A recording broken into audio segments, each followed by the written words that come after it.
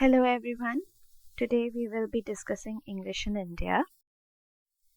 As you know, we will be starting a full-fledged course for June 2025 exam. So here are some of the ways by which you can connect with us. We will be providing you with video lectures, PDFs, discussions on PYQs, mock test, and doubt clearing sessions as well. So may I please request you to connect with us over the phone number presented on the screen. Please revise the following when it comes to English in India. The origin of English in India started with Raja Ram Mohan Roy, who was the father of Indian Renaissance. He was also the father of Bengal Renaissance. Lord Macaulay, he gave the manifesto of English education in India, which is also known as Macaulay's Minute, published in 1835. He gave the filtration theory also. Not exactly gave, but he tried to filter the population of India by educating a small group of people, and those people had to dominate the other marginalized classes, such as they used to work as clerks for the British government. So that is how he had filtered the population. Then Warren Hastings he founded the Calcutta Madrasa in 1781. He also um, founded the Banaras Sanskrit College in 1791. He translated Mahabharata and Bhagavad Gita as well. Charles Grant, he was known as the father of modern education in India, and the Charter Act of 1813 promoted the scientific education in India. Wood's Dispatch of 1854 was the Magna Carta of English education in India. It also focused on the women's education in India. So kind of remember these information, because you might be asked question on which year the acts were established and things like that, or implemented. So the Indian Education Commission, or also known as the Hunter Commission, was implemented in 1882, and they focused on the mother tongue to be the medium of instruction in primary school. Then the Indian Universities Commission, established in 1902, also known as the Indian University Act, which was implemented in 1904. They believed that education should not be introduced as a medium of instruction before the age of 13. So that was the major idea of this act. Then coming to the Government of India Resolution of 1913, it was also known as Gokhale's Bill. Then Calcutta Commission, or also known as the Sadler Commission, implemented in the year 1917 and 1919. It believed in the separation of high school education and university education. We also have the Hartog Committee, implemented in the year 1928 and 29. The focus was majorly on the mass education rather than secondary and university education. Then we have Abbott Wood Committee, implemented in 1936 to 37. The focus was on mother tongue till the high school, and then thereafter English was a compulsory subject. Then we have Zakir Hussain Committee on Basic Education, or Wardha Scheme of Education. It was based on Gandhian philosophy of education, and they focused on indigenous scheme of education as well. And the major idea was to provide free and compulsory education between ages of 7 to 14. There was also another report called the Sargent Report in 1944. Then coming to University Education Commission 1948, also known as the Radhakrishnan Commission. Please remember the years and the report or the commission year. Then Secondary Education Commission 1952 to 53. There was something called Official Languages Commission as well. Coming to the Education Commission 1964 to 66. Please excuse my spelling here. The Education Commission implemented from 1964 to 66, or Kothari Commission. This is very important. You have been asked questions on this as well. They also believed in the three language formula, in which they focused on regional language, Hindi and English. They also implemented free and compulsory education, facility of teaching Sanskrit, and development of regional languages. Then coming to National Policy on Education, 1986. Then we have Acharya Ramamurthy Commission, 1990. Then National Educational Policy 2020, which focused on new curriculum and pedagogical structure. They believed in interdisciplinary studies, and they implemented a test called Parak, which was known as Performance Assessment Review and Analysis of Knowledge for Holistic Development. Um, these were some of the developments throughout the history of English in India, how the language evolved from the Britishers' time till the independence, and after independence in our contemporary period. Then there are certain important things on which the questions have been asked, such as Salman Rushdie's the idea of chutneyfication. He was the person who had given this term, and he tried to incorporate the idea of our own regional language and English. So we also have this important personality called Braj Kachru. He gave the model of world Englishers. He had divided them into certain groups such as inner circle, which represent the countries that have English as a primary language. Then he also gave another group called outer circle, which use English for their official purposes, but it's not their native language. And other forms of English were also there, like Hinglish, where we merge the word Hindi and English, just like chutneyfication. It's a portmanteau word. Then we have Babu English, which was referring to the Bengal men who used to speak English before the other um, persons of the society. Then we have Butler English, also known as bearer English or kitchen English, which was spoken by the people of marginalized classes, or the um, kind of servants or that time. Yeah. Then coming to other information which have been asked in your exams, such as the first book written in India by an Indian was by Sheikh Deen Mohammed. The title of the work was Travels of Deen Mohammed, published in 1793. We have the first play in English, Rajmohan Banerjee's The Persecuted, published in 1831. The first novel in English by an Indian was by Bankim Chandra Chatterjee's work, Rajmohan's Wife, published in 1864. Please remember this, you have been asked question on this. Some of the other writers from India starts with Rabindranath Tagore. He had a poetry collection of Gitanjali. It's very famous, so please remember that. His other novels were Chokher Bali, published in 1901, Gora, 1909, Home and the World, 1916. Home and the World is also known as Gaure Baire. So remember these works and also the sequence. You might have a chronology question based on the writers from India or the works of a particular writer. So kindly remember the works in that form.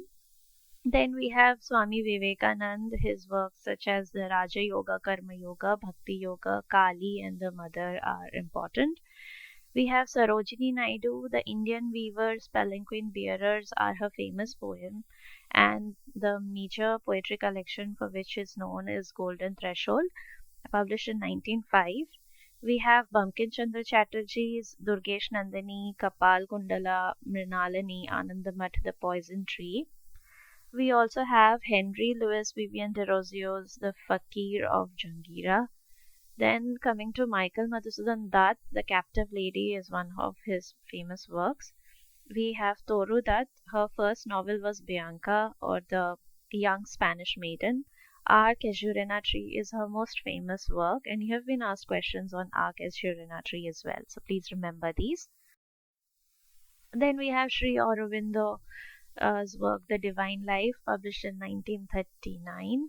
We have C. Chaudhry's work, The Autobiography of an Unknown Indian.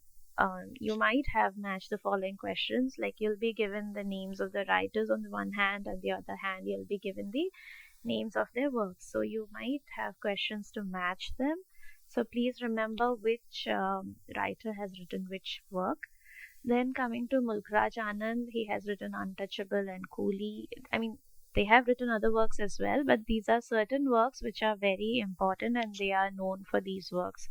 Then we have R.K. Narayan, The Bachelor of Arts, published in 1937, The Dark Room, 1938, The English Teacher, 1945, Malgudi Days, 1941, Mr. Sampath, 1949, The Financial Expert, 1952, Waiting for Mahatma, 1955. Here I've written in a jumbled way, but please remember the chronology, like after which book was published, and remember all these books are important and their storylines are also important. Please go and check what are the books based on. So remember these questions in that manner. Then we have Bhabani Bhattacharya's So Many Hungers, 1947, He Who Rides a Tiger, 1960, A Goddess Named Gold, 1960. Then coming to Raja Rao's Kanthapura, 1938. Raja Rao's works have been asked many times in the NET exam, so remember what is Kanthapura all about. Then The Serpent and the Rope, 1960. The Cat and Shakespeare, 1965. We have Khushwant Singh, who has written a lot on partition. So, Train to Pakistan, 1956 is important. Delhi, a novel. Then, this next work is his autobiographical work named as Truth, Love, and a Little Malice, published in 2002. We have Amrita Pritam, Pinjar, 1950. Rasidi Ticket, Kala Gulab, Aksharon Re Saaye. All these three are her autobiographical works. Then we have Nizam Ezekiel. Please remember, Night of the Scorpion is a very important poem, and you've been asked questions on this poem. Then his other work, The Three Plays, Kolkata Writers Workshop in India, published in 1969, is important. Then Vijay Tendulkar's work, An Island Called Man, published in 1955, and it's his first work. And then Silent, the Court is in Session, 1967, is very important. You've been asked questions on the storyline of this work as well. Then we have Gidhar, which is translated as The Vultures, 1970. We have Grihastha, which can be translated as The Householders, published in 1955. Then coming to Jayanta Mahapatra, he is a very important poet and he has written certain uh, poems which are very important. Indian Summer Poem, Hunger, Dawn of Puri. Then he has a collection of poetry named as Relationship, published in 1980. We have Life Signs as well, published in 1983. Then we have A.K. Ramanujan, The Interior Landscape, um published in 1967, is important. Where Mirrors Are Windows, 300 Ramayanas, Is There an Indian Way of Thinking, are all his important essays in which he has discussed a lot about the Indian culture and the writing of India, published in 1990. And then Relations, 1971. Please remember, Relations is of A.K. Ramanujan, 1971, and Relationships was Jayanta Mahapatra. Okay, don't confuse between both of them. Then we have Arun Kolatkar's Jejuri, published in 1976. We have V.S. Naipaul's A House of Mr. Biswas. This is his most famous work, published in 1961. Please remember the storyline of this novel.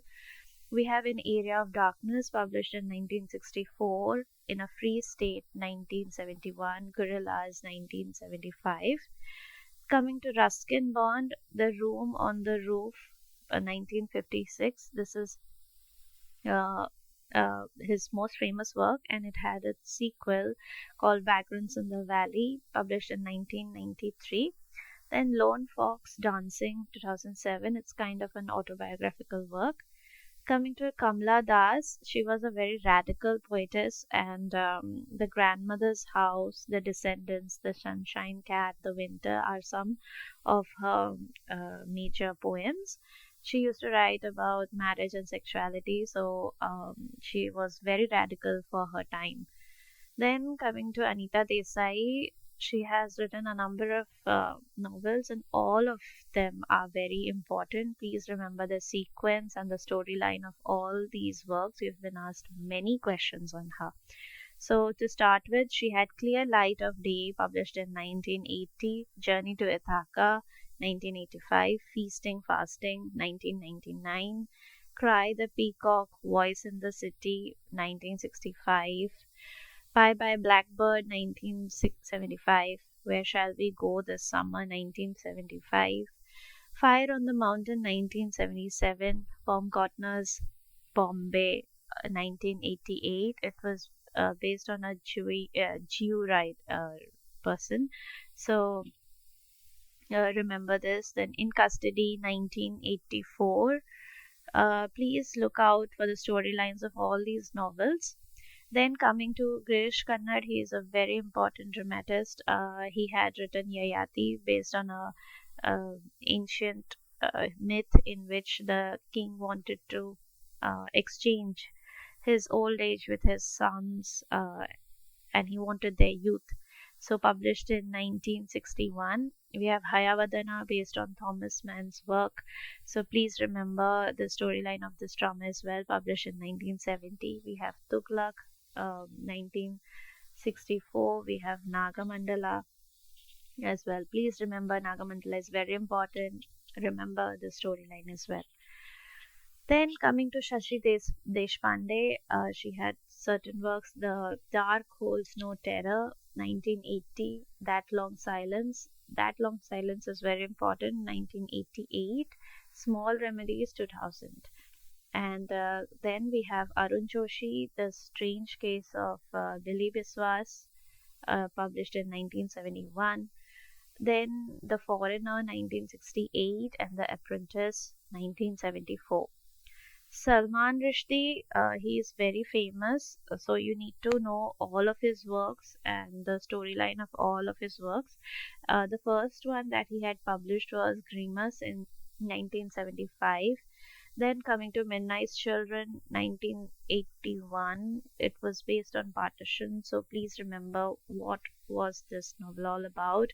He had published Shame, 1983, The Satanic Verses, 1988, The Moor's Last Sigh, 1995, Fury, 2001, Shalimar the Clown, 2005, At the Golden House, 2017. Please remember it in a sequence manner, and you'll be asked chronology questions on these writers, so please remember the years of publication as well. Then he had published Haroun and the Sea of Stories, published in 1990. It was a collection of children's literature. Then we have Shobha De, whose first work was Spouse, 2000. Whose kind of autobiographical work was Spouse, 2005. Then Seiji, 2012, Shobha at 60, 2010, Sandhya's Secret, 2009, The Second Thought, 1996, and Starry Nights, 1989. So you might be given questions of which writer has these works, or which writer doesn't have this work in his career. So you might be given odd one out questions. So you'll have to figure out which books belong to this writer or which books do not belong to this writer. So please see the question properly. If it is not, highlight the word not and then understand the question and try to answer it. We have Rohinton Mistry. Such a Long Journey, 1991. A Fine Balance, 1995. He's mostly known for his fine balance, so please remember this is very important. Family Matters, 2001, and The Scream, 2008. We again have Vikram Seth. His work, The Travel Book from Heaven Lake, published in 1983, is the longest novel written in the verse form. So please remember this. The Golden Gate, published in 1986, A Suitable Boy, published in 1993, and Equal Music, 1999, A Suitable Girl, 2013. So all of his works are very important. Then coming to Amitav Ghosh, The Circle of Reason, 1986, The Shadow Lines, 1988, The Calcutta Chromosome, 1995, The Glass Palace, 2000, The Hungry Tide, 2004, Sea of Poppies, 2009, River of Smoke, 2011, In an Antique Land, 1992, Dancing in Cambodia, 1998, The Incendiary Circumstances, 2005. So all of his works are very important. Please look out on the storyline of these works. Remember these works in a chronology manner as well. You have been asked a lot of questions on Amitav Ghosh's works, so please remember them. Then coming to Shashi Tharoor, we have the great Indian novel published in 1989, An Era of Darkness, The British Empire in India, published in 2016. India Sutra Reflections on the World's Largest Democracy in in the 21st Century, 2017. Why I'm a Hindu, 2018, and The Paradoxical Prime Minister, 2018. Then we have Arundhati Roy. She is famous for her work The God of Small Things, published in 1997, and then The Cost of Living, 1999. She was a social activist, so this novel is kind of based on those lines. Then coming to Kiran Desai, The Inheritance of Loss, 2006, and then Hullabaloo in the Guava Orchard, 1998. Interestingly, we have questions on Chetan Bhagat as well in our NET exam. So remember all of his works. The 5 Point Someone, 2004, One Night at the Call Center, 2005, The Three Mistakes of My Life, 2008, Two States, 2009, Revolution 2020, 2011, Half Girlfriend, 2014, One Indian Girl, 2015, and The Girl in Room 105, 2018. So you might be asked questions on which novel got adapted into a movie. So you had questions like those as well. These are certain writers. These are certain writers that I have mentioned, but apart from that, there's Chitra Devakaruni, we have Arvind Adhika as well. So please look out on the other Indian writers as well. Some questions were asked on them. So please do not forget to remember all these writers. And thank you so much. Please revise these questions. I'm very hopeful that you all will crack this exam. And then I'll see you with the next sections. Thank you so much.